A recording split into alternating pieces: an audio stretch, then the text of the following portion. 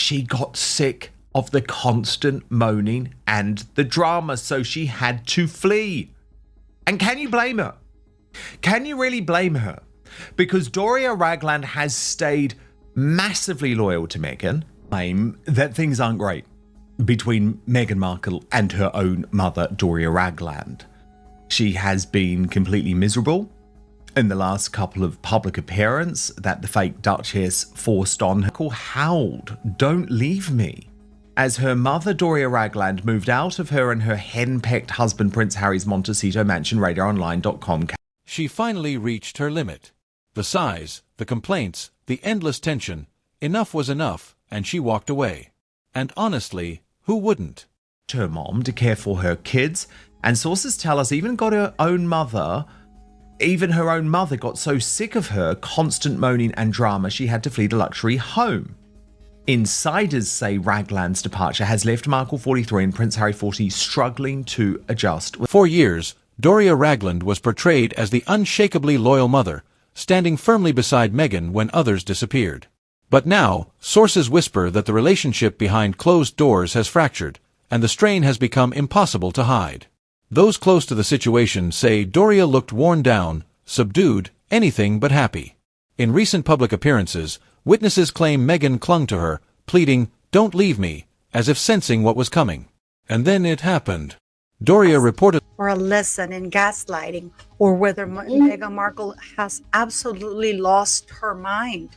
Or maybe it is the fact that she's able to get away over and over and over by flaunting her lies, most serious lies. Packed up and left the Montecito mansion she shared with Meghan and her husband, Prince Harry. But that's only the surface story. Because what if the real shock has nothing to do with family tension at all? What if the most unsettling question isn't who Archie and Lilibet are, but where they were? Insiders allege Doria was deeply involved in childcare, until even she became overwhelmed. Her sudden departure, sources say, has left Meghan, 43, and Harry, 40, struggling. Difficult patch, marked by professional setbacks and personal challenges. That's the understatement of the year. The tight-knit mother-daughter bond strengthened during the wars. It did not begin with leaks or confrontations, but with a quiet moment insiders still describe as chilling.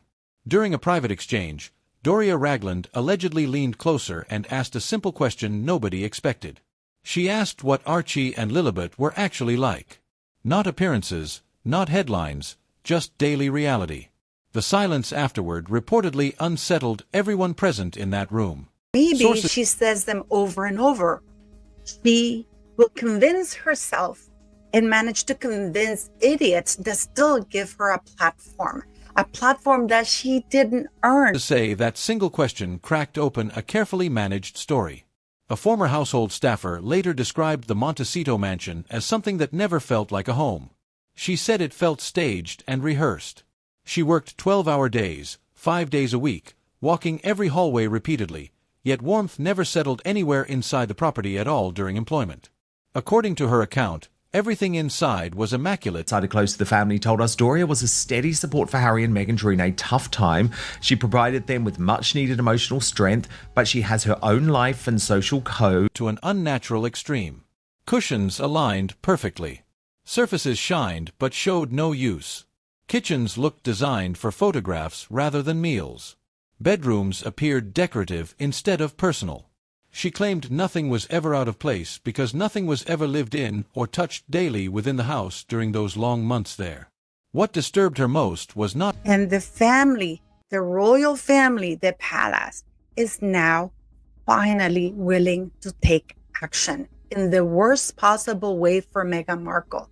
And talking about lies, I'm just going to show you a couple of things here. Because cleanliness but atmosphere. Homes with children usually carry energy, noise, and unpredictability even when empty. This house, she said, carried silence. Not peaceful silence, but a heavy stillness that made voices drop instinctively. She recalled stopping in rooms expecting sound and hearing absolutely nothing at all during long work hours inside the mansion itself. At first, she even pleaded, "Don't leave me," as she walked out the door with her suitcases. Harry also regarded Doria as a mother figure and both are feeling. He assumed she was missing something obvious. Maybe the children were elsewhere. Maybe schedules never overlapped. She gave the situation time. Days turned into weeks, weeks into months, and still nothing changed. The house remained pristine, quiet, and strangely untouched, as if life itself paused beyond the front gates while staff concentrate on her own life but remains a key part of the family. She plans to visit often but won't be living with them full-time again. Our insider said the pair are totally lost and Meghan must be thinking something is deep. Continued daily routines without interruption or explanation. Another insider said Doria Ragland had been a steady presence during tense periods. She offered emotional support and practical help when pressure mounted. But she also had boundaries and a life beyond the household. Over time, sources claim strain showed. Her eventual departure reportedly left confusion. Massively loyal to Meghan. She drank the Kool-Aid for a period. She even was used as propaganda in the Netflix documentary series. But since then, like the rest of the world, she's seen how her daughter's life behind and removed a stabilizing force from daily operations inside the home entirely then. The staffer said children leave evidence without trying. Shoes by doors. Fingerprints on glass. Toys forgotten in corners. According to her, none of those signs existed anywhere. Doria has a track record of running off and disappearing for years at a time. Now, I'm not criticizing Doria for that. No cups on tables. No stuffed animals. No scattered belongings. She described an environment where childhood traces were completely absent every single day throughout her entire period of employment inside that household alone. She listened for choices. However, I do believe that it was Doria's responsibility to ensure that Meghan didn't treat her father the way that she is now treating her. Angela Levin. Sound as well. Laughter echoing unexpectedly. Crying in the night. Footsteps after bedtime. She claims she never heard any of it. The silence remained constant, unbroken, and unsettling. Over time, that silence felt louder. Have grandchildren. So at the beginning of these relationships, they're lovely. Everybody's happy and the children are growing and all that. But if you start taking advantage of the mother, then things get bad because they do. The noise ever could, pressing into conversations and thoughts alike during long shifts, late evenings, early mornings, weekends, holidays, and ordinary weekdays too. Eventually, the absence could not be ignored. One afternoon, she quietly asked another staff member a direct question. Did they ever see the children? According to her, the answer came instantly. Disagreeing, one about, complaining when you've got this absolutely amazing home and so much that you can do, and you just get fed up with it. And she does have friends. The woman shook her head and whispered one word. Never. That word reportedly lingered heavier than any explanation offered afterward between them, unanswered, uncomfortable, and deeply unsettling still today. 4 months, loyalty kept doubts quiet. Many believed the public story completely. Some even helped reinforce it. But time changes perspective. What made this troubling was duration, not drama. Months of daily access, cleaning rooms, opening doors, and still no sign of... For Meghan and Harry's.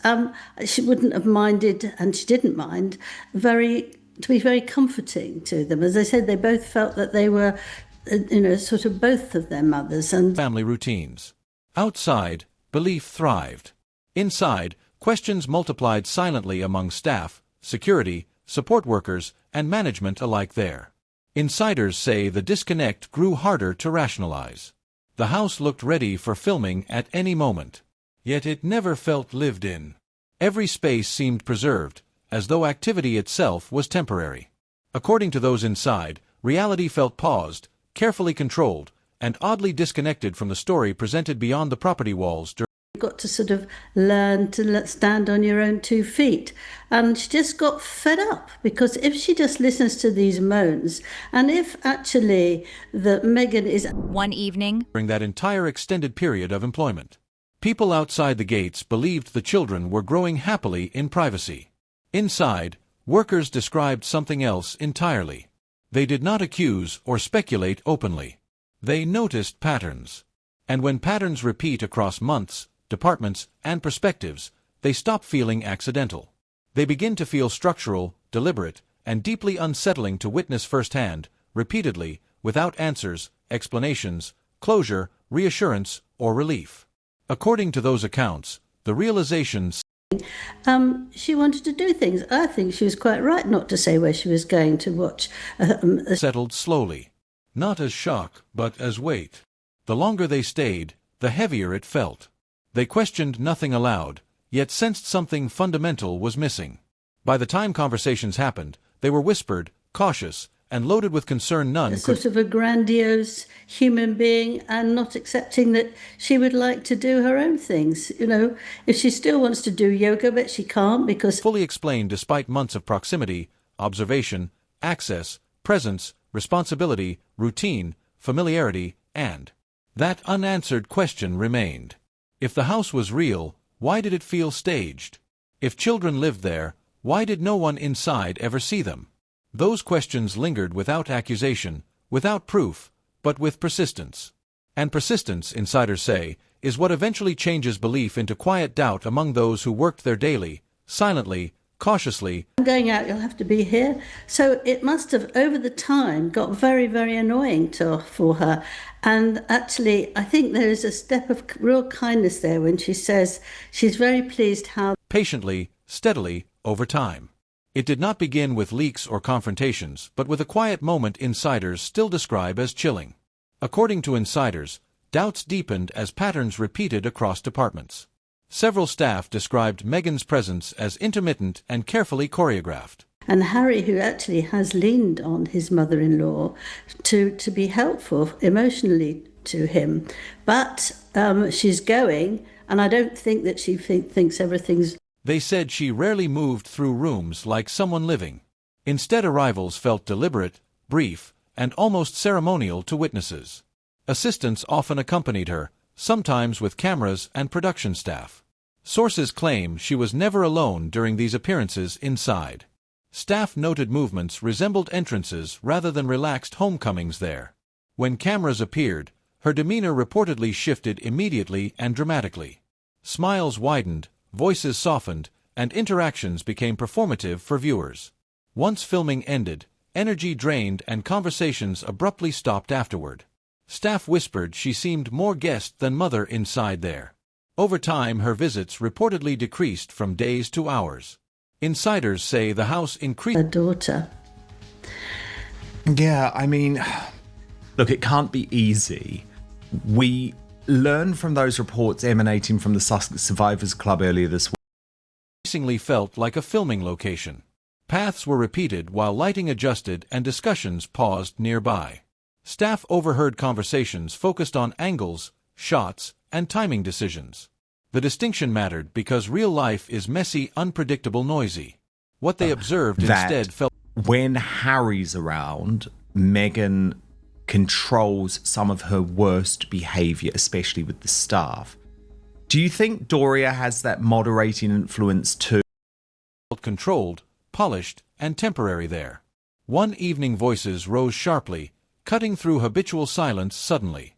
The disagreement sounded emotional, heavy, and impossible to ignore nearby. She recognized Meghan's voice first, tense and edged with anger. Harry's voice reportedly sounded exhausted. She just act like the diva that she is even around her own mother. Well, she probably is so used to being a diva that she would be shouting at her mother, "Why didn't you put them on?"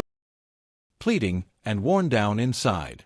Witnesses described him seated, head in hands, defeated posture visible. Meghan paced while another associate attempted to mediate nearby quietly. When the argument ended, a colder silence filled rooms afterward. A staffer brought water, receiving a whispered thank you softly. That moment lingered because it felt revealing, not dramatic there. Insiders say this scene reflected a recurring pattern observed repeatedly. Afterward, the atmosphere changed, tension clinging to walls everywhere constantly. Smiles became rare and unease followed interactions throughout the house. Staff sensed something fundamental was wrong without needing proof inside. The realization grew slowly through accumulated absences noticed daily. Supper, tea, she would get cross and start treating her as if she was employed. And she decided that she didn't want that. The one thing I quietly. During months overlapping pregnancies, staff noticed no physical signs there. They observed close proximity without visible changes or discomfort shown. Movements appeared unrestricted, bending easy, posture unchanged throughout that period. Doubt lingered because many had worked around pregnancies before professionally. They compared notes cautiously with colleagues and supervisors during break. Because if anything, it seems worse. And the fact that Meghan shouted, don't leave me, shows you that she is very desperate. We don't know if Meghan actually does anything very much with the children because she's out and about and all that. But, if she gets cross with her mother, because she's not doing things exactly what she writes at the right time, she might. Reactions were telling because nobody noticed preparations either anywhere inside. No vitamins, appointments, dietary requests, or nursery planning appeared records. The contrast between magazines and interiors felt stark to staff. Outside images showed cradled bellies and celebratory headlines repeatedly published. Inside, workers say, there was nothing observable during those months. She claimed not certainty, only persistent absence felt daily everywhere. Absence, she said, sometimes speaks louder than evidence ever could. At her like she has done with other staff, and her mother thinks, this is enough. She can't talk to me like that. Who does she think she is? And so she doesn't want to do it like that. Months later, she watched the documentary, expecting familiarity initially calmly. Instead, disorientation set in almost immediately for her upon viewing. Rooms looked larger, brighter, and differently arranged on screen than remembered. Gardens, walkways, and light flow felt unfamiliar entirely to her. She believed footage resembled an entirely different property from reality. Scenes depicted playful children she never witnessed. She might want to do yoga, she might want to actually have a life. She's 68 and she might want to do lots of other things. And she has helped enormously. And she's helped Meghan go out and feel at ease that her mother is there looking after the children. The children probably love there during employment. Questions stacked relentlessly as discrepancies multiplied on screen without explanation offered. Why recreate domesticity elsewhere instead of filming reality directly there? To her, the mismatch felt deliberate, not accidental at all. Security protocols emphasized information control from the start, immediately enforced. You really need to hear it because Meghan Markle is in shock. And what is worse is her latest allegation is that the palace was in on it. Phones were surrendered, locked away, and monitored strictly every shift. Bags were searched and workers isolated inside long hours daily. Cameras tracked staff rather than doors or perimeters consistently inside. It felt less protective and more behavioral surveillance to workers. One incident cemented the message beyond doubt for everyone involved. A photo of flowers triggered immediate security intervention that day. The image was deleted and verified permanently removed without discussion. Afterward, silence ruled conversation. See the real lies and how the palace actually did know about it, but did try to stop it. And why? The real reason why. Conversations and behaviors alike among all staff. Nothing left the property, not stories or observations ever again. Staff compared notes quietly during brief moments between tasks discreetly. Patterns emerged consistently across independent departments and roles without coordination. Laundry never handled children's clothing of any kind whatsoever there. Groceries lacked formula, snacks, or kid-friendly items entirely consistently. Kitchens never prepared separate meals for young children observed there. About her. She can't handle the truth because in this podcast is a clapback at that Vanity Fair. Remember what we told you guys about that Vanity Fair? There was absolutely zero way in hell that Meghan Markle was going to allow. Cleaners never picked up toys or small belongings anywhere inside. Security never escorted or protected children on site during any shift. Each department noticed the same omission independently without prompting discussion.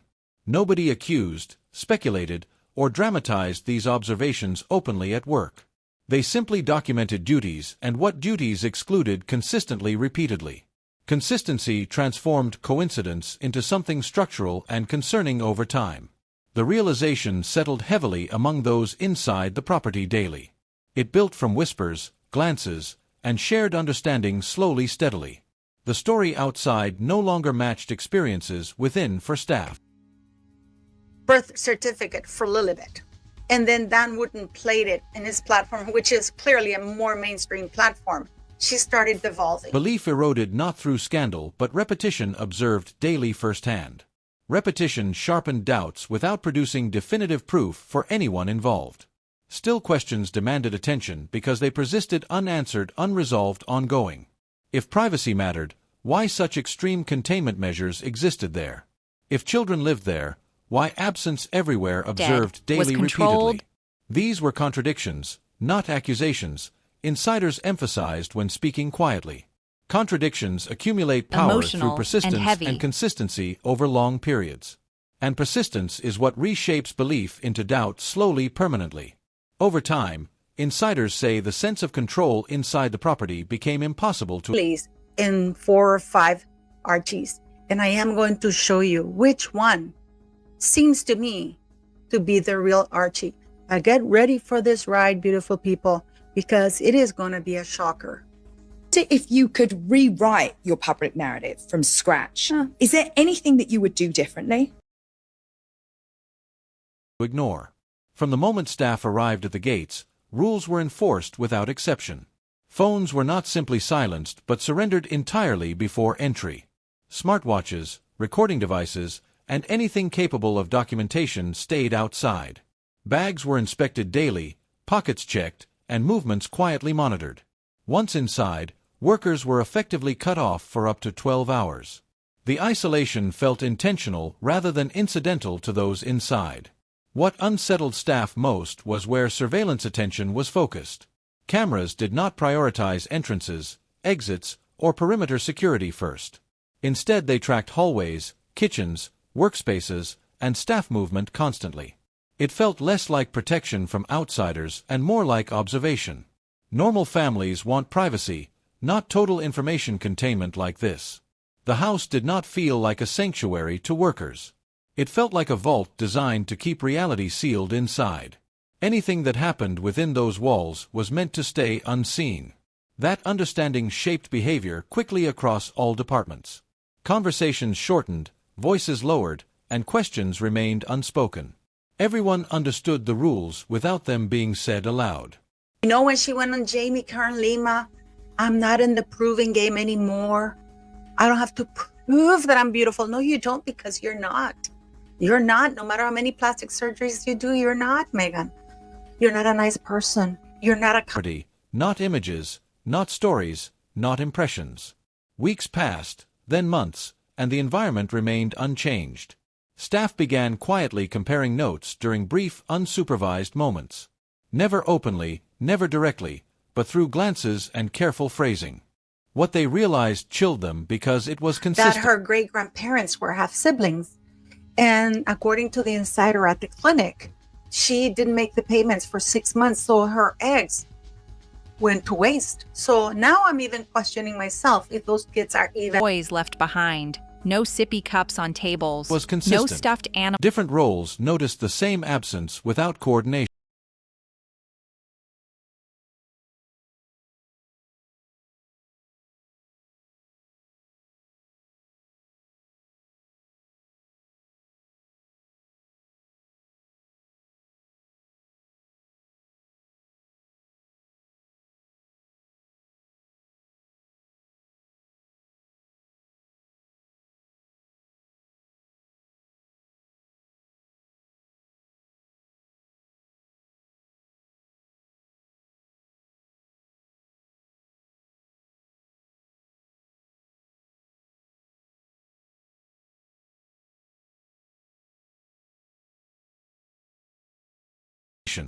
Laundry workers never processed children's clothing of any size.